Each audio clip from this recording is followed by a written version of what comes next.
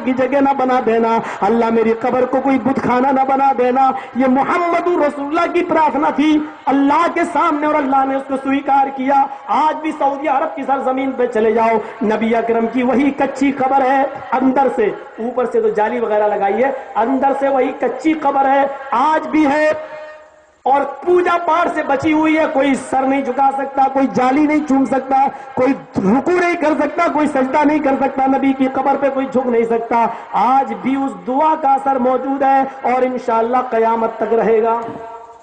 میرے پیارے سنی بھائیوں، اگر میری آواز تمہارے کانوں میں جا رہی ہو تو سنو، کائنات کا سب سے بڑا بزرگ، سب سے بڑا ولی کوئی ہے تو وہ محمد رسول اللہ ہے۔ دنیا کے سب سے بڑے بزرگ کی قبر آج بھی کچی ہے، پھر ہندوستان میں پکی قبریں۔ تمہارے بزرگ محمد رسول اللہ سے بڑے کیسے ہو گئے؟ ہمارے نبی کی قبریں آج بھی کچی ہیں۔ دنیا میں جن کو صحابہ کہا جاتا تھا، جنت البقیع میں آج بھی ان کی قبریں کچی ہیں۔ جب دنیا کے سب سے بڑے بزرگوں کی قبریں کچی ہوں، تمہارے بزرگوں کی قبریں پکی کیسے ہو گئی ہیں؟ تم نے ان کو صحابہ سے بڑا مقام کیسے دے دیا ہے؟ تم نے ان کو صحابہ سے بڑا درجہ کیسے دے دیا ہے؟ اتنی موٹی سی بات تمہاری سمجھ میں نہیں آتی ہے۔ اس اسلام کو لاگو کرو جو محمد رسول اللہ لے کر آئے تھے، اس اسلام کو لاگو نہ کرو جو انڈیا کے مولویوں نے بنا ڈالا۔ حلوہ کھایا ہوگا بھی تو 3 دن پہلے شاید برات تھی، پوچھو کیوں کھاتے ہو؟ میرے نبی نے کھایا تھا۔ کب کھایا تھا؟ دانت چوٹے تھے تب کھایا تھا۔ نبی نے ایک بار کھایا تو ہر سال کھائے گا؟ کہا نبی ایک بار کھا لیں تو ہم زندگی بھر کریں گے، جو کام میرے نبی نے ایک بار کیا وہ ہم زندگی بھر کیوں نہیں کریں؟ اللہ کے نبی نے پیٹ پہ پتھر بھی تو باندھے، 15 دن چولہا نہیں جلا گھر میں، بھوک کی وجہ سے پتھر بھی تو باندھے۔ مولوی تو پیٹ پہ پتھر کیوں نہیں باندھتا؟ جو کام میرے نبی نے ایک بار کیا وہ تو زندگی بھر کر رہا ہے، ہر سال کر رہا ہے، اور پیٹ پہ پتھر تو 2 مہینے باندھے، وہ تو کیوں نہیں باندھ رہا ہے؟ مولوی جواب دیتا ہے حلوہ کھانا مولوی کا کام، پتھر باندھنا نبی کا کام۔ کھانے میں مولوی نمبر 1، پتھر باندھنے میں سب سے پیچھے، بھوکا رہنے میں سب سے پیچھے۔ فضیلت بتا دے گا، مولوی کو اتنا کھلاؤ تو اتنے دن تک تمہارے باپ کی آتما کو شانتی ملے گی، مولوی کو 11ویں کی بریانی کی ڈیک کھلاؤ تو اتنے دن شانتی ملے گی، اتنے دن سکون ملے گا۔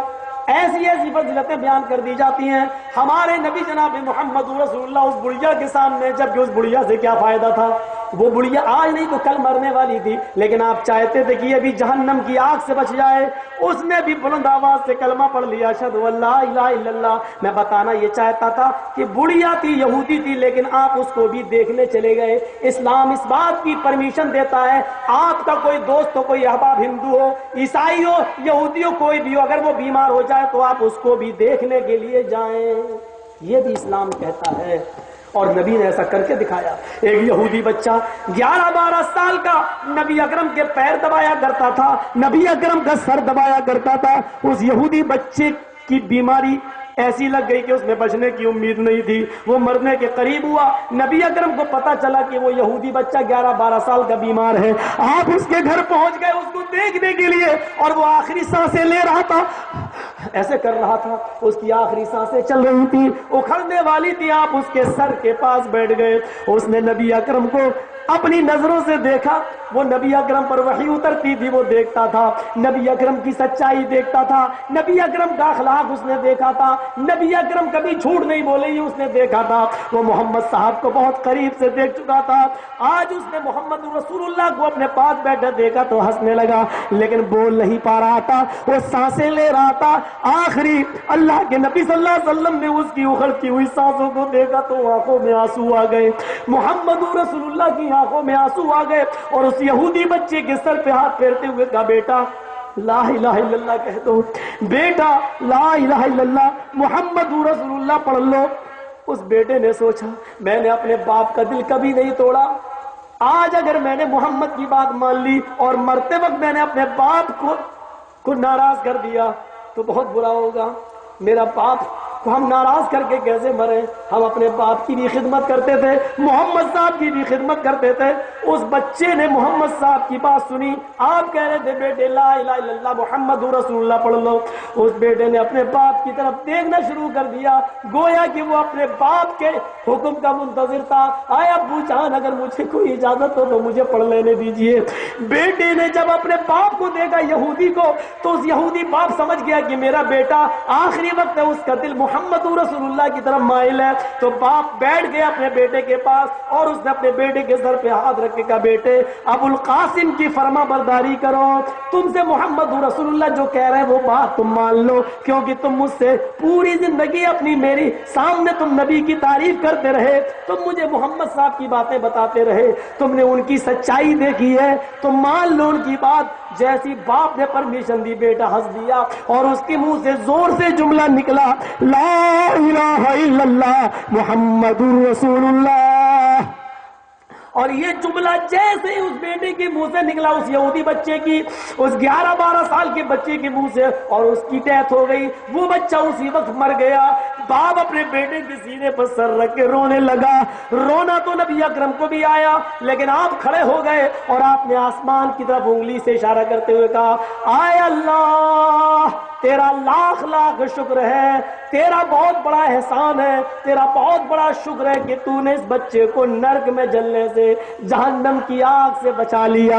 اے اللہ تیرا شکر اور احسان ہے کہ تو نے اس بچے کو آگ میں جلنے سے بچا لیا، یعنی جہنم سے بچا لیا۔ تو میرے بھائیوں، اس واقعے کو، قصے کو میں نے بیان اس لیے کیا کہ اللہ کے رسول یہودی بچوں کی بھی تیمارداری اور عیادت کرنے جایا کرتے تھے۔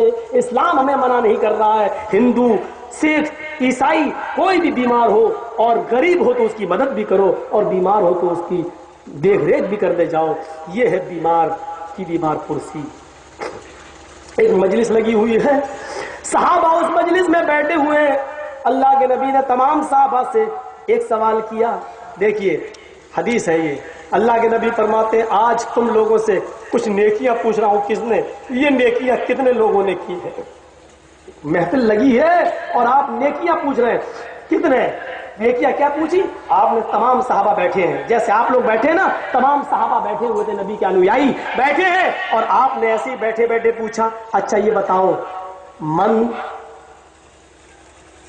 اصبح منکم الیوم صائما، تم لوگوں میں سے آج کس نے روزہ رکھا؟ برت، روزہ یعنی صبح نفلی روزہ، رمضان کا روزہ نہیں، نفلی روزہ۔ آج تم لوگوں میں سے کس نے روزہ رکھا؟ فقام ابو بکر فقال انا یا رسول اللہ، ابو بکر صدیق اٹھے اور کہنے لگے اے اللہ کے رسول میں نے۔ پورے مجمع میں کوئی اور نہیں ملا، صرف ابو بکر اٹھے اور کیا کہا؟ اے اللہ کے رسول میں۔ لوگوں سنتے رہنا، یہ بہت بہترین چیز بتانے جا رہا ہوں آپ کو۔ اللہ کے نبی نے پوچھا من اصبح منکم الیوم صائما، آج صبح اس حال میں کس نے کی کہ وہ روزے سے ہو؟ کون روزے سے؟ ابو بکر اٹھے، کہا اللہ کے رسول میں روزے سے ہوں۔ آپ نے کہا بس ایک ہی آدمی روزے سے ہے، بیٹھ جاؤ۔ اے ابو بکر بیٹھو۔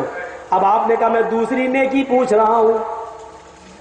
آپ نے پوچھا میں دوسری نیکی پوچھ رہا ہوں۔ دوسری نیکی آپ نے پوچھی من تبع منکم الیوم جنازۃ، آج تم لوگوں میں سے کس نے کسی جنازے کی اتباع کی؟ کوئی کسی مرنے والے کے پیچھے پیچھے چلا اور قبرستان تک گیا اور اس نے اس کی جنازے کی نماز پڑھی اور مٹی دی، کون ہے اس میں سے؟ تم لوگوں میں سے کوئی ہے جو کسی مرنے والے کے پیچھے پیچھے گیا ہو اور اس کو قبر میں دفن کرنے تک اس کے ساتھ رہا ہو؟ کوئی ہے ایسا؟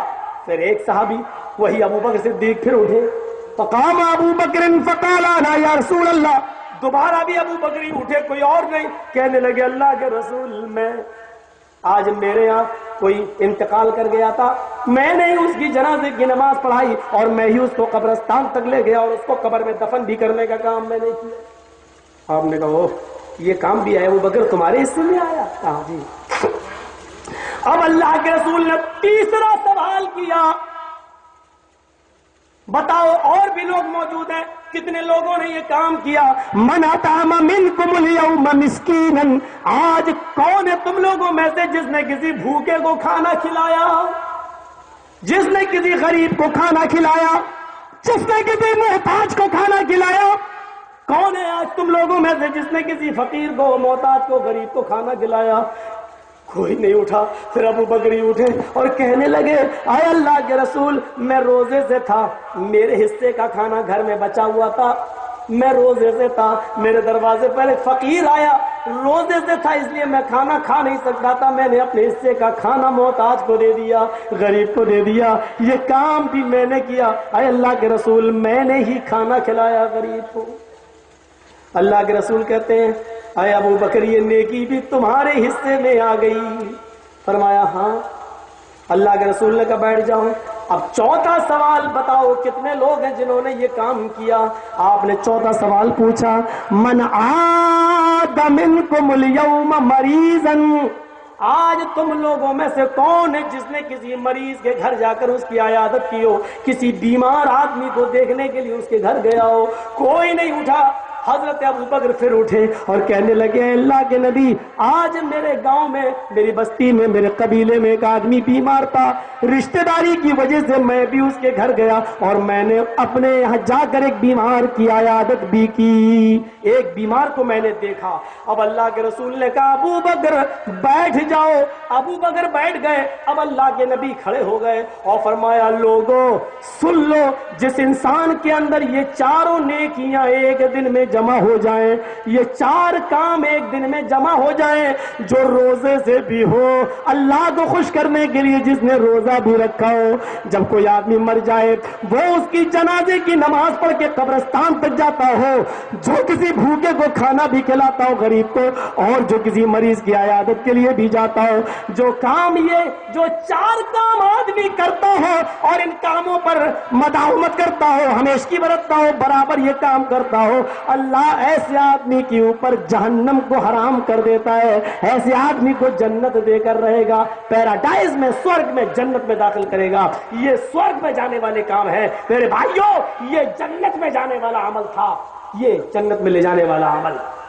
ایک آدمی دونوں آنکھوں سے اندھا ہے، ایک آدمی دونوں آنکھوں سے اندھا ہے، اور بجلی کا حال تو آپ دیکھ ہی رہے کیا ہے، اب تو اچھی ملنے لگی ہے، کبھی 12 اور 14 گھنٹے نہیں، رات بھر نہیں، دونوں آنکھوں سے اندھا ایک آدمی۔ عشاء کی اذان کی آواز آتی حی علی الصلاۃ، وہ بیچارہ لاٹھی لے کر اپنی چارپائی سے اڑتا ہے اور لاٹھی کو زمین پر رکھ رکھ کے ٹٹول کے چلتا ہے، ٹارچ کی روشنی بھی اس کو کوئی فائدہ نہیں پہنچا رہی ہے کیونکہ وہ اندھا ہو چکا ہے۔ وہ اپنے بیٹے سے کہتا ہے بیٹے پانی بھرو، بیٹے پانی بھرو، اس کا بیٹا اس کو پانی بھر کے یا اس کی بیوی اس کو پانی بھر کے دیتی ہے۔ اللہ کے نبی فرماتے ہیں وہ اندھا آدمی وضو بناتا ہے اور وضو بنانے کے بعد وہ لاٹھی ٹیک کر اندھیرے میں عشاء کی نماز کے لیے مسجد کی طرف جا رہا ہے یا فجر کی نماز پڑھنے کے لیے لاٹھی ٹیک کر مسجد کی طرف جا رہا ہے۔ فرمایا اللہ کے نبی نے کہ اللہ فرماتا ہے، یہ حدیث قدسی ہے، جب اللہ کے نبی یہ کہیں کہ اللہ فرماتا ہے تو حدیث قدسی ہے۔ اے لوگوں اللہ فرماتا ہے اذا ابتلیت عبدی بحبیبتیہ، جب میں اپنے بندے کی دونوں آنکھوں کی روشنی کو چھین لیتا ہوں، جب میں اپنے بندے کی دونوں آنکھوں کی روشنی کو چھین لیتا ہوں، اپنے بندے کو اندھا کر دیتا ہوں، فصبر، اور میرا بندہ آنکھوں کی روشنی چلی جانے کے بعد صبر کرتا ہے، یعنی اس کو دکھ نہیں ہوتا ہے، وہ کہتا ہے اللہ تو نے روشنی دی تھی تو نے لے لی، وہ اللہ پر چھوڑ دیتا ہے اور صبر کرتا ہے۔ فعوضتہ دخلت الجنہ، تو اے میرے بندو، اللہ فرماتا ہے اے میرے بندو، ایسے آدمی کا بدلہ یہ ہے کہ میں اس کو جنت دے کر رہوں گا، ایسے آدمی کو میں جنت میں داخل کروں گا۔ میرے بھائیو اس آدمی کا انعام اور کیا ہوگا جس کی آنکھوں کی روشنی چلی گئی، اندھا ہو، وہ اندھیرا بیچارہ اٹھ رہا ہے، کوئی کبھی اس کو بیٹا پانی دے دیتا ہے، کبھی اس کو اس کی بیوی پانی دے دیتی ہے، کبھی اس کو اس کی بہو پانی دے دیتی ہے، وہ وضو بناتا ہے، اندھیرے میں ٹیک لگا کر لاٹھی رکھ رکھ کر زمین پہ چل رہا ہے، اندھیرا ہے، کبھی اس دیوار سے ٹکراتا ہے، کبھی پیر میں پتھر کی ٹھوکر لگتی ہے اور کبھی گرتا ہے، لیکن وہ مسجد میں جانا نہیں چھوڑتا، نماز پڑھتا ہے اور اپنی آنکھوں کی روشنی کے چلے جانے کے بعد اس پر صبر کرتا ہے۔ عوضتہ دخلت الجنہ، تو میں اس کو بدلہ یہ دوں گا کہ میں اس کو جنت کے اندر داخل کر کے رہوں گا۔ ایسا آدمی، لیکن شرط یہ ہے کہ وہ صبر کرتا ہو، ایسے انسان کو اس کے صبر کرنے کی وجہ سے میں جنت میں داخل کروں گا۔ تو اگر ایسے لوگ موجود ہوں جن کی آنکھوں کی بینائی چلی گئی ہو اور وہ صبر کریں اور نماز کا اہتمام کریں، تو اللہ تعالیٰ کے فضل سے ایسے لوگ جنت کے مستحق ہو سکتے ہیں، جنت کے مستحق ہو جائیں گے۔ میرے بھائیو، ایک اور دردناک منظر میں سنائے دیتا ہوں آپ کو۔ اللہ کے نبی جناب محمد رسول اللہ صلی اللہ علیہ وسلم فرماتے ہیں، دو واقعات اور سناؤں گا، ایک یہ اور ایک اور اس کے بعد پھر آپ جائیے، اور دونوں ہی بڑے دردناک واقعات ہیں، جس میں جو پتھر دل ہوگا شاید وہی نہ روئے، اسی کے آنکھوں سے آنسو نہ آئے، لیکن جس کے اندر تھوڑا بھی رحم ہوگا اور انسانیت کا درد ہوگا تو شاید اس کی آنکھوں سے آنسو آ جائیں۔ میرے بھائیوں، ایک عورت اللہ کے نبی کے پاس آتی ہے اور عرض کرتی ہے، ابھی اسٹیج پر دعا ہو رہی تھی، دیکھا آپ نے، ہمارے ناظم اجلاس صاحب دعا کر رہے تھے کہ فلاں بیمار ہے، دعا کیجیے اللہ تعالیٰ ان کو شفائے کاملہ اور عاجلہ عطا فرمائے۔ جائز ہے، ناجائز نہیں کہہ رہا ہوں، کوئی آدمی یہ نہ کہے کہ مولانا جگجیت صاحب ناجائز کہہ گئے، نہیں، ناجائز نہیں کہہ رہا ہوں، جائز ہے، دعا کروائی جا سکتی ہے۔ آپ کا بیٹا بیمار ہے، میں دعا کر سکتا ہوں، آپ سب لوگ آمین کہہ سکتے ہیں، جائز ہے، لیکن ذرا اس منظر کو دیکھیے، امام مسلم نقل کرتے، وہ عورت اللہ کے نبی کے پاس آئی، کہتی ہے اللہ کے نبی مجھے مرگی کا دورہ پڑتا ہے، اے اللہ کے نبی مجھے مرگی کی بیماری ہے۔ مرگی کا دورہ بڑا خطرناک ہوتا ہے، ہاتھ پیر چلنے لگتے ہیں، زمین پہ گر جاتی ہے عورت آدمی اور ہاتھ پیر چلتے ہیں اور ایسے کرنے لگتے ہیں۔ وہ عورت کہہ رہی ہے اللہ کے رسول مجھے مرگی کا دورہ پڑتا ہے، میرے ہاتھ پیر زمین پہ چلنے لگتے ہیں اور میرا حال یہ ہوتا ہے کہ میرا کپڑا میرے جسم سے اتر جاتا ہے، جب زمین پر میرے ہاتھ پیر چلتے ہیں تو میں برہنہ ہو جاتی ہوں، نیوٹ ہو جاتی ہوں، میں نیکڈ بالکل برہنہ ہو جاتی ہوں، میرے جسم پر کوئی کپڑا نہیں رہتا، اور اے اللہ کے رسول بڑی پریشانی ہوتی ہے۔ آپ نے کہا جی تو کہیے میرے پاس کس لیے آئی ہوں؟ کہتی ہے فدعوا اللہ لی، میرے لیے اللہ سے دعا کیجئے کہ اللہ مجھے اس بیماری سے نجات دے، اللہ مجھے اس بیماری سے شفا عطا فرمائے۔ اللہ کے رسول فرماتے ہیں بیٹھو، وہ بیٹھ گئی۔ آپ نے کہا میرے پاس تمہارے لیے دو آپشن ہیں، I have two option for you، میرے پاس تمہارے لیے دو طریقے، دو آپشن ہیں، بتاؤں؟ کہنے لگی کیا؟ اللہ کے نبی نے فرمایا پہلے تو یہ سمجھو دعا کروانے والی کون ہے؟ ایک صحابیہ، کوئی ہم آپ میں سے کوئی اس کے مقام کو نہیں پہنچ سکتے، صحابیہ، بیماری بھی کتنی خطرناک، مرگی، اور اس کی حالت بھی ایسی کہ کپڑا تک جسم سے اتر جائے، ننگی ہو جاتی ہو، اور دعا کس سے کروا رہی ہے؟ جناب محمد رسول اللہ۔ اور نبی اگر دعا کر دے تو اس کی بیماری ختم ہوگی یا نہیں؟ اس لیے وہ نبی کے پاس آئی۔ اللہ کے نبی نے لیکن اس موقع پر بھی دعا نہیں کی اس کے لیے، آپ نے اس کے لیے فرمایا کہ تیرے لیے میرے پاس دو آپشن ہیں۔ آپشن 1، پہلا آپشن، میں تیرے لیے دعا کیے دیتا ہوں، اگر تو چاہے تو میں تیرے لیے دعا کیے دیتا ہوں، تو ٹھیک ہو جائے گی اور کل سے تجھے کوئی مرگی کا دورہ نہیں پڑے گا، تو بالکل ٹھیک ہو جائے گی۔ ایک تو آپشن یہ ہے تم کہو تو میں دعا کر دوں، تم ٹھیک ہو جاؤ گی۔ اس نے کہا اللہ کے رسول دوسرا آپشن کیا ہے؟ پہلے سن تو لوں پھر فیصلہ کروں۔ آپ نے فرمایا دوسرا آپشن یہ ہے کہ تو اسی بیماری میں پڑی رہے، اسی بیماری میں تم رہو، میں تمہارے لیے کوئی دعا نہیں کرتا ہوں اور تم اسی بیماری میں رہو، جب بھی تمہیں مرگی کا دورہ پڑے تو تم صبر کر لو، صبر کرو، اگر تم نے ایسا کر لیا تو تمہارے لیے جنت ہے۔ بتاؤ کیا کروں گی؟ دونوں آپشن بتلا دیے۔ یہاں تو جس مریض کو دیکھنے جاؤ وہی پکڑ لیتا، مولوی صاحب دیکھنے آئے ہو اب مسجد میں میرے لیے دعا بھی کرا دینا، اللہ شفا دے۔ میں یہ نہیں کہہ رہا ہوں کہ غلط ہے، لیکن اللہ کے رسول نے آپشن کیا بتائے؟ اے عورت، پہلا آپشن یہ ہے کہ میں تیرے لیے دعا کیے دیتا ہوں تو بالکل ٹھیک ہو جائے گی، لیکن جنت دینا نہ دینا یہ اللہ کی مرضی ہے، میں گارنٹی نہیں دے سکتا۔ دوسرا آپشن یہ ہے کہ تو صبر کر اسی بیماری میں پڑی رہے، میں تیرے لیے دعا نہیں کرتا ہوں، مرگی آتی رہیں گی، تجھے آتی رہے، لیکن تو صبر کر اس بیماری پر۔ اگر تو صبر کرتی ہے تو تیرے لیے جنت ہے۔ اس عورت نے کہا بس، ہائے ہائے کیسی عورت تھی، بس اے اللہ کے رسول میں اٹھ رہی ہوں، اب میں آپ سے نہیں کہوں گی کہ میرے لیے دعا کیجیے، اب میں ٹھیک نہیں ہونا چاہتی ہوں، مرگی کے دورے پڑھنے دیجیے اللہ کے رسول، لیکن ہاں ایک دعا کر دیجیے، بیماری سے شفا نہ ملے مجھے، وہ تو میں بیماری پر صبر کرنا گوارا ہے، مرگی کا دورہ پڑنا مجھے گوارا ہے، میں اس بیماری پر صبر کر لوں گی، لیکن اللہ کے رسول جب میں گرتی ہوں تو ننگی ہو جاتی ہوں برہنہ، یہ دعا کر دیجیے اللہ تعالیٰ سے، بیماری تو نہ اچھی ہو لیکن کم سے کم جب مجھے مرگی کا دورہ پڑے تو میں ننگی نہ ہوا کروں، میرا کپڑا میرے جسم سے نیچے نہ آیا کرے، وہ میرا کپڑا میرے بدن کو، میرے جسم کو ڈھانکے رہے۔ اللہ کے نبی نے کہا یہ تمہاری جائز بات ہے، ٹھیک ہے، میں دعا کرتا ہوں کہ اللہ تمہاری شرمگاہ کی حفاظت کرے، تمہارے سطر کی حفاظت فرمائے۔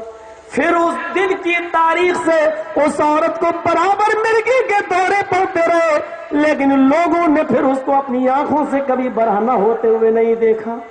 یہ کون سی عورتیں تھیں؟ نبی سے دعا کرانے آئیں اور نبی نے اسی بیماری میں پڑی رہو گی اور صبر کرو گی تو جنت ہے، اور میں دعا کر دیتا ہوں تو تم ٹھیک بھی ہو جاؤ گی، لیکن پھر جنت کی گارنٹی نہیں۔ تو اس نے بیمار رہنا گوارا کر لیا، اس نے مریض بن کر رہنا گوارا کر لیا اور بیماری پر صبر کرنے کو بہتر سمجھا اور کہنے لگی میں صبر کروں گی۔ اے اللہ کے رسول مجھے ضرورت نہیں ہے صحیح ہونے کی، اگر بیماری پر صبر کرنے کے بعد اللہ مجھے جنت دے رہا ہے تو اس میں مجھے مدعا کا کیا، دنیا میں اتنی تکلیف تو میں اٹھا ہی لوں۔ لہذا اللہ کے رسول کی دعا نہیں ہوئی، پھر وہ بیمار رہی اور اس بیماری پر ہی وہ صبر کرتی رہی۔ میرے بھائیوں وہ لوگ جنت کو اپنے اوپر ترجیح دیتی تھی۔ یہ حدیث ہمیں بتلا رہی ہے اگر کسی کو بخار آ جائے، اگر کسی کو کوئی کینسر ہو جائے، اگر کسی کو کوئی ٹی بی کی بیماری ہو جائے، اگر کسی کو کوئی خطرناک بیماری، لا علاج بیماری، مرنے کے قریب ہو وہ آدمی اس بیماری میں، لیکن وہ اس بیماری پر پریشان نہ ہو، صبر کرے، صبر کرے میرے بھائیوں، اس بیماری پر صبر بھی کرے اور اللہ کا شکر ادا کرتا رہے ہر حال میں جس حال میں، تو انشاءاللہ یہ صبر والا راستہ یہ بھی اس کو جنت کے اندر لے جائے گا۔ بیماری پر صبر کرو، ہائے اگر چیخا اور چلایا تو پھر سمجھ لو کہ کشتی ڈوب رہی ہے۔ صبر کرو، صبر نہیں دیکھا وہ ایک صحابی جو بری طرح زخمی ہو گئے تھے میدان جنگ میں، اور زخموں سے تکلیف کی وجہ سے وہ پریشان تھے، بہت زیادہ پریشان تھے اور زخموں کی تکلیف برداشت نہیں کر پا رہے تھے، تو انہوں نے وہ تلوار اپنے پیٹ کے اندر ہی بھونک لی۔ صحابہ نے کہا اللہ کے رسول اس کے لیے خوشخبری ہو، یہ آدمی زخمی تھا بیچارہ، بہت بری طرح لوگوں نے اس کو، کافروں نے اس کو مارا تھا، یہ تو جنت کے اندر خوش خرم ہوگا۔ تو آپ نے فرمایا نہیں، جنت کے اندر نہیں بلکہ جہنم کے نچلے طبقے کے اندر ہے یہ آدمی، کیونکہ اس کو تکلیف پہنچی تھی اور یہ برداشت نہ کر سکا، صبر نہیں کیا بلکہ اس نے تلوار مار کر اس نے خودکشی کر لی۔ آتم ہتیا کرنا، خودکشی کرنا، سوسائڈ کرنا یہ حرام موت ہے، اور ہمیشہ ہمیشہ کے لیے آدمی جنت سے باہر کر دیا جاتا ہے، جہنم میں داخل کر دیا جاتا ہے۔ جو خودکشی کر کے مر جائیں، آگ میں جل کے خود مر جائیں، اپنے آپ کو آگ میں لگا کے مار ڈالیں یا خود زہر کھا کے مار ڈالیں۔ ناز عبداللہ ابن عباس کے فتاووں میں سے ایک فتویٰ یہ ہے کہ جو آدمی خودکشی کر کے مر جائے ایسے آدمی کی جنازے کی نماز نہیں پڑھی جائے گی اور ایسے آدمی کو مسلمانوں کے قبرستان میں دفن نہیں کیا جائے گا۔ لیکن ہماری مجبوری ہے کہ تم ہماری نہ کہو ہم تمہاری نہ کہیں، ہم بھی پڑھا دیتے ہیں اور لوگ بھی اس کی جنازے کی نماز پڑھنے کھڑے ہو جاتے ہیں اور اس کو مسلمانوں کے قبرستان میں بھی دفن کر دیتے ہیں۔ آؤ اب ایک اور جو دردناک واقعہ ہے جس کا منظر میں کھینچنے جا رہا ہوں وہ یہ ہے کہ اللہ کے نبی لوگوں میں بانٹ رہے ہیں، مال تقسیم کر رہے ہیں، جو مال غنیمت کا مال آیا ہوا ہے، مال غنیمت آیا ہوا ہے۔ حضرت عائشہ کہتی ہے کہ میرے گھر میں 15 دن سے چولہا نہیں جلا، آج اے اللہ کے رسول آپ کو بھی آپ کا حصہ ملے گا۔ اللہ کے نبی کہتے ہاں ملے گا. اما عائشہ کہتی کیا میں چولہا سنبھال لوں؟ آپ نے کہا سنبھال لو. اے اللہ کے رسول آپ اپنا حصہ لے کر آئیں گے؟ ہاں میں حصہ لے کر آؤں گا. عائشہ اس میں میرا بھی حق ہے، آج میرے گھر میں بھی چولہا جلے گا. عائشہ خوش ہے، آج میرے گھر میں بھی چولہا جلے گا، آج میرے گھر میں بھی گوشت پکے گا، آج میرے گھر میں بھی سبزی بنے گی، آج میرے گھر میں بھی 15 دن کے بعد آگ جلے گی، چولہا جلے گا. دردناک منظر ہے. اللہ کے نبی صلی اللہ علیہ وسلم دونوں ہاتھ بھر بھر کے لوگوں کو ان کا حصہ دے رہے ہیں، اور خود اپنا حصہ جب آپ کو ملا، جو حصہ برابر برابر ملا، تو آپ کو بھی 2 تھیلے ملے. سب کو 2 تھیلے ملے، تو آپ کو بھی 2 تھیلے ملے. سب لوگ اپنا اپنا حصہ لے گئے. اللہ کے نبی اپنا حصہ لے کر آ رہے تھے، ایک ہاتھ میں یہ تھیلا، دوسرے ہاتھ میں یہ تھیلا لے کے آ رہے تھے، اپنے گھر کی طرف بڑھ رہے تھے. سامنے گھر ہے، ابھی گھر کا دروازہ نہیں کھٹکھٹایا، راستے میں تو یتیم بچوں نے نبی کا راستہ روک لیا. یتیم بچے، ایک کی طرف نظر ڈالی 7 سال کا بچہ، دوسرے کی طرف نظر ڈالی 9 سال کا بچہ. اس بچے نے نبی کا یہ ہاتھ پکڑ لیا، دوسرے بچے نے نبی کا یہ ہاتھ پکڑ لیا. ایک نے کہا اللہ کے رسول میری ماں نہیں ہے، دوسرا بچہ بولا اللہ کے رسول میرا باپ نہیں ہے. ایک بچے نے کہا اللہ کے نبی میرے گھر میں 5 دن سے چولہا نہیں جلا. دوسرے نے کہا اللہ کے رسول میرے گھر میں 7 دن سے چولہا نہیں جلا. نبی نے اس طرف دیکھا 7 سال کا بچہ، اس طرف دیکھا 9 سال کا بچہ. ایک نے یہ تھیلا پکڑا، ایک نے یہ تھیلا پکڑا. ایک نے کہا اللہ کے نبی میرے ماں نہیں ہے، تو دوسرا بولا اللہ کے رسول اللہ کی قسم میرا باپ نہیں ہے. اس نے کہا 5 دن سے چولہا نہیں، اس نے کہا 7 دن سے چولہا نہیں جلا. ہاتھوں کی پکڑ ڈھیلی ہو گئی اور دونوں تھیلے ہاتھ سے چھوٹ گئے. آپ نے یہ تھیلا اس بچے کو دے دیا اور دوسرا تھیلا اپنے دوسرے بچے کو دے دیا اور کہا بیٹو محمد کے پاس گھر میں بھی کچھ نہیں ہے، جو کچھ میرا ساسا تھا، جو کچھ میری پونجی تھی وہ یہی تھی، لے جاؤ. یہ بچہ یہ تھیلا لے گیا، وہ بچہ وہ تھیلا لے گیا. ابن قیم نقل کرتے ہیں محمد رسول اللہ اپنے چہرے پر، اپنے گال پر اپنا دایاں ہاتھ رکھ کر یوں بچوں کو دیکھتے رہے. وہ دونوں یتیم بچے نظروں سے سامنے سے گزر رہے، راستہ لمبا تھا. نبی اکرم ان دونوں یتیم بچوں کو دیکھ رہے ہیں. ایک کی عمر 7 سال، ایک کی عمر 9 سال، ایک کی ماں نہیں، ایک کا باپ نہیں. ایک نے 5 دن سے چولہا نہیں جلا، دوسرے کے گھر میں 7 دن سے چولہا نہیں جلا. ابن قیم نے لکھا نبی کی نظریں ان بچوں کو دیکھتی رہیں اور آنکھوں میں آنسو آتے گئے. آپ روتے گئے برابر. ان دونوں بچوں کو اس وقت تک دیکھتے رہے جب تک کہ وہ دونوں بچے نبی کی آنکھوں سے اوجھل نہیں ہو گئے، وہ دونوں بچے نبی کی آنکھوں سے غائب نہیں ہو گئے. آپ اس وقت تک ان بچوں کو دیکھتے رہے. ایک گاؤں کو گود لے لینا بہت آسان ہے. کون اپنے باپ کی جیب سے پیسہ دو گے؟ ہماری خون کمائی ہوگی وہ دو گے، نام تمہارا ہوگا. اپنے پیٹ کا حصہ کاٹ کر دینے والا اصل مسیحا کہلاتا ہے. اپنے پیٹ کا حصہ کاٹ کر دینے والا، اپنا حق دینے والا اصل مسیحا کہلاتا ہے. ایک گاؤں، ایک شہر، ایک محلہ گود لے لینا، یہ جھوٹی، دوگلی اور چوری والی عادتیں اپنی پاکٹ میں رکھو. مولوی جرجیس بہت اچھی طریقے سے تمہارے اشارے سمجھتا ہے. سیکھو حکومت کیسے چلائی جاتی ہے. وہ بچے جب تک آنکھوں سے اوجھل نہیں ہو گئے آپ دیکھتے رہے، اور جب وہ آنکھوں سے غائب ہو گئے تب آپ گھر کے اندر داخل ہوتے ہیں. دروازے کو دستک دی، حضرت عائشہ دوڑی دوڑی آئیں، خوشی خوشی آئیں. آج تو میرے ہسبینڈ، آج تو میرے شوہر بھی مال لائے ہوں گے، سبزی لائے ہوں گے، گوشت لائے ہوں گے، تیل مسالہ لائے ہوں گے، آج میرے گھر میں بھی چولہا جلے گا. دروازہ کھولا، دیکھا کائنات کا امام جیسے گیا تھا دونوں خالی ہاتھ لے کر، آیا بھی تو ویسے ہی کہ ہاتھ دونوں خالی ہے. اور اللہ کے نبی گھر کے اندر گھستے ہیں، السلام علیکم ورحمت اللہ وبرکاتہ. حضرت عائشہ کہتی ہیں وعلیکم السلام ورحمت اللہ وبرکاتہ. اے اللہ کے رسول کیا میں کچھ پوچھ سکتی ہوں؟ آپ تو اپنا حصہ لینے گئے تھے، آپ کا بھی تو اس مال میں حصہ تھا، آپ کو بھی تو مال غنیمت ملنا تھا، آپ کا حصہ کیا ہوا؟ میں کھڑکی سے جھانک جھانک کے دیکھ رہی تھی لوگ اپنے حصے لے کر جا رہے ہیں، میں نے سوچا آپ کو بھی حصہ ملے گا، اب آپ کا حصہ کیا ہوا؟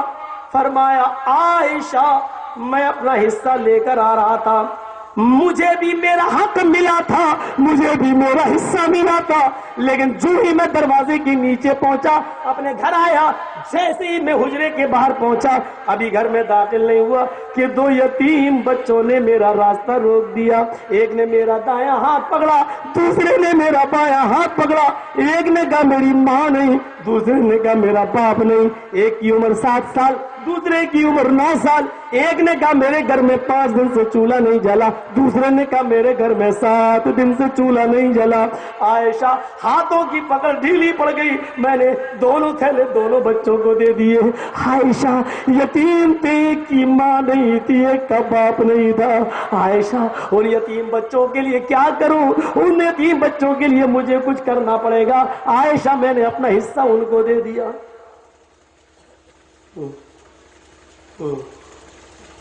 چپ ہو گئی، پھر بولی ٹھیک ہے، میں یہ کہاں کہہ رہی ہوں کہ مت دو، میں یہ کہاں کہہ رہی ہوں کہ نہیں دینا چاہیے، اچھا کیا دے دیا، لیکن ایک بات پوچھو، بیویاں ہوتی ہیں کہنے والی، ایک بات پوچھو کہا پوچھیے، اے اللہ کے رسول آپ نے دے دیا اچھا کیا یتیموں کو، لیکن 2 مٹھی اگر دونوں تھیلوں میں سے نکال لیتے، تھوڑا تھوڑا دونوں تھیلوں میں سے نکال لیتے تو کم سے کم آج بھر کا تو گزر بسر چل جاتا، یہ تو آپ کر سکتے تھے۔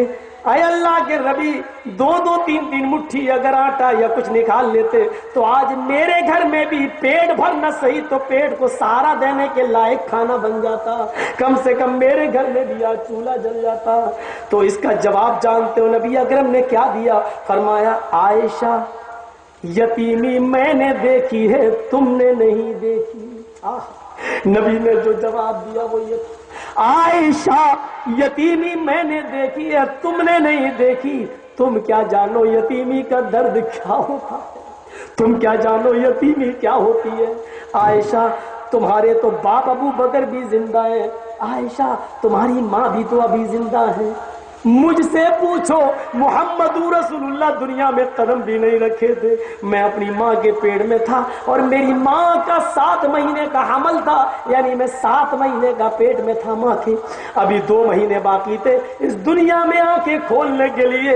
عائشہ ابھی میں نے اپنے باپ کا چہرہ نہیں دیکھا تھا، اپنی ماں کے پیٹ میں تھا کہ میرا باپ مجھے اس دنیا سے الوداع کہہ کے چلا گیا۔ عائشہ جس نے پیدا ہونے کے بعد باپ کی شکل نہ دیکھی ہو، اس سے بڑھ کر یتیمی کا درد کس کو معلوم ہو سکتا ہے؟ عائشہ تم نے وہ موڑ نہیں دیکھا جو میں نے اپنی آنکھوں سے دیکھا۔ عائشہ جب میں تھوڑا تھوڑا بڑا ہوا اور بچے اپنے ماں باپ کو ابو ابو کہتے تھے تو میں اپنی امی سے پوچھتا تھا امی میرے ابو کہاں ہیں، میں کس کو ابو پکاروں؟ تو میری ماں ڈھارس دیتی تھی وہ بہت دور گئے، بیٹا تمہارے لیے بہت کچھ کمانے گئے، بہت سا پیسہ دھن دولت لے کے آئیں گے، جب آئیں گے تو میں تمہیں بتا دوں گی، یہ کہہ کر وہ مجھے تسلی دیتی تھی۔ عائشہ جب میں 6 سال کا ہوا میری ماں مجھے اپنی ماں کے گھر یعنی میری نانی کے گھر مدینے لے گئی، میں اپنے نانا ماموں کے گھر گیا ہوا تھا، میری ماں 1 مہینہ ننیال میں میری رہنے کے بعد جب لوٹ کر مکے آ رہی تھی میری انگلی پکڑ کے مجھے چلا رہی تھی، میں 6 سال کا تھا، اس وقت مقام ابوا بازار راستے میں ایک مقام پڑا، مدینے سے لوٹتے وقت مکے کو آتے وقت ایک مقام ہے مقام ابوا ایک مقام پڑا، وہاں میری ماں مجھ سے بولی بیٹے تم اپنے ابو کو دیکھنا چاہتے ہو؟ جی میں نے کہا جی، کہنے لگی چلو میں تمہیں بتاتی ہوں تمہارے ابو کہاں سو رہے ہیں۔ عائشہ مجھے میری ماں میرے باپ کی قبر پر لے گئی، جہاں میرے باپ کی قبر تھی وہاں میری ماں مجھے لے گئی۔ عائشہ اس وقت میں نہیں جانتا تھا، اتنا جانتا تھا کہ قبر میں جو چلا جاتا ہے لیٹ جاتا سو جاتا ہے وہ کبھی پھر باہر نہیں آتا ہے۔ میری ماں کہنے لگی بیٹے تیرے باپ اس قبر کے اندر سو رہے ہیں، جب تم بڑے ہو جاؤ گے تب وہ اٹھیں گے، پھر تم ان سے مل لینا۔ اتنا کہتی ہے میری ماں، اور عائشہ اسی وقت میرے باپ کی قبر کو دیکھ کر اس کو بھی اٹیک پڑا، ہارٹ اٹیک پڑا، دل پر ایک زبردست دورہ پڑا، اور میری ماں بھی میرے باپ کی قبر پہ گر گئی، اور جیسی گری تو میری ماں کا بھی انتقال ہو گیا، میری ماں کی بھی روح قبض عنصری سے پرواز ہو گئی۔ عائشہ میں نے پیدا ہونے سے پہلے باپ کو نہیں دیکھا، اور باپ کی قبر کے سامنے میں نے ماں کو بھی کھو دیا، ماں کو بھی کھو دیا۔ عائشہ 6 سال کی عمر میں جس نے اپنے باپ اور ماں دونوں کو کھو دیا ہو، اور جہاں باپ کی قبر ہو وہیں ماں کو بھی میں نے کھو دیا ہو، مجھ سے زیادہ یتیمی کا درد اور کون جان سکتا ہے؟ عائشہ مجھے ام ایمن لے کے آئی گھر پہ، میں مجھے پہنچایا، میرے دادا عبد المطلب نے میری پرورش کی، میرے دادا نے مجھے کھلایا پلایا، لیکن 2 ہی سال وہ میرا ساتھ دے سکے، یعنی 6 سال کے بعد جب میں 8 سال کا ہوا تو مجھے کھلانے پلانے والا میرا دادا بھی اس دنیا سے چل بسا، وہ بھی مجھے اس دنیا میں اکیلا چھوڑ گیا، اب مجھے میرے چاچا ابو طالب نے پالا۔ عائشہ میں یتیم نہیں، در یتیم ہوں، میں یتیمی کے بڑے نازک دور سے گزرا ہوں، اس لیے میں یتیمی کا درد جانتا ہوں۔ عائشہ میں تمہیں بھوکا دیکھ سکتا ہوں، میں بھوکا رہ سکتا ہوں، میں اپنی اور بیویوں کو بھوکا دیکھنا گوارا کر لوں گا، لیکن کسی یتیم بچے کی بھوک مجھ پہ نہیں دیکھی جاتی ہے، کسی یتیم بچے کی بھوک مجھ پہ نہیں دیکھی جاتی ہے۔ آپ روتے گئے۔ اس کے بعد حضرت عائشہ نے فرمایا، یہ حدیث کی حضرت عائشہ سے مروی ہے، اس کے بعد حضرت عائشہ فرماتی ہے کہ اللہ کے نبی مسجد کے اندر گئے، جتنے لوگ نماز پڑھنے آئے تھے آپ نے ان کو نماز پڑھائی، اور نماز پڑھانے کے بعد اور روتے روتے آپ نے یہ فرمان جاری کیا، لوگوں سن لو، آج یتیمی کا جو منظر میں نے دیکھا، اس کے بعد یتیم کا مقام میں تمہیں بتاتا ہوں، یتیموں کا درجہ میں بتاتا ہوں، انا وکافل الیتیمی فی الجنت کہاتین، میں بھی جنت کے اندر ہوں گا، اور میرے ساتھ وہ آدمی بھی جنت کے اندر ہوگا جو یتیموں کو کھلاتا ہے، یتیموں کو پلاتا ہے۔ انا وکافل الیتیمی فی الجنت کہاتین، میں اور یتیموں کو کھلانے پلانے والا، یہ دونوں جنت میں پڑوسی بن کر رہیں گے، یتیم کی پرورش کرنے والا، یتیم کو کھلانے پلانے والا، یتیم کی دیکھ ریکھ کرنے والا بھی میرے ساتھ جنت میں میرا پڑوسی بن کر رہے گا۔ یہ تھے جنت میں جانے والے راستے میرے بھائیوں، جو میں نے تقریباً 2.5 پونے 3 بلکہ پونے 3 گھنٹے تک میں نے آپ کے سامنے یہ تذکرہ کیا ہے۔ ابھی راستے تو اور ہیں، لیکن میں جانتا ہوں کہ صبح بھی ہو جائے گی تو آپ نہیں اٹھیں گے۔ گفتار کہ غازی مت بنو، کردار کے غازی بنو، اور جنت میں جانے والے جو اعمال ہم نے آپ کے سامنے رکھے ہیں کوشش کرو ان راستوں پہ چلنے کی، ان راستوں کو اپنانے کی۔ اللہ تعالی ہمیں جہنم کے راستوں سے بچائے اور جنت کے راستوں پہ چلنے کی ہمیں توفیق عطا فرمائے، اور اللہ سے دعا کیجیے کہ بار الہ ہم تمام لوگوں کو اسلام پر قائم رکھے، ایمان پر قائم رکھے، اور جب خاتمہ ہو تو ایمان پر ہمارا خاتمہ فرمائے، اور ہمارے ملک ہندوستان کے لیے دعا کیجیے کہ اللہ تعالیٰ اس کو دشمنوں سے محفوظ فرمائے، بری نظر سے اس کو محفوظ فرمائے، اور ہندوستان کے تمام لوگوں کو بھائی بھائی بن کر رہنے کی توفیق عطا فرمائے۔ ہندو مسلم سکھ عیسائی یہودی سب لوگوں کو ایک باغ کی طرح ہم سب کو رہنے کی توفیق عطا فرمائے، اور ہم سب کو میرے بھائیو جنت میں چل جانے کی توفیق عطا فرمائے۔ وما علینا الا البلاغ المبین، وآخر دعوانا ان الحمد للہ رب العالمین۔ السلام علیکم ورحمۃ اللہ وبرکاتہ۔ اسٹیج کی طرف کوئی بڑھنے کی کوشش نہ کرے، ہاتھ واتھ ملانے کی کوشش نہ کرے، ہاتھ ملانے سے آپ کو جنت نہیں مل جائے گی، محبت دل سے ہوتی ہے، آپ ہمیں اپنے دل میں رکھیے، ہم آپ کو اپنے دل میں رکھتے ہیں۔ کوئی آدمی اسٹیج پر نہ آئے، کیونکہ ایسے بہت سے منظر ہم نے دیکھے اسٹیج پر آنے کے بعد اسٹیج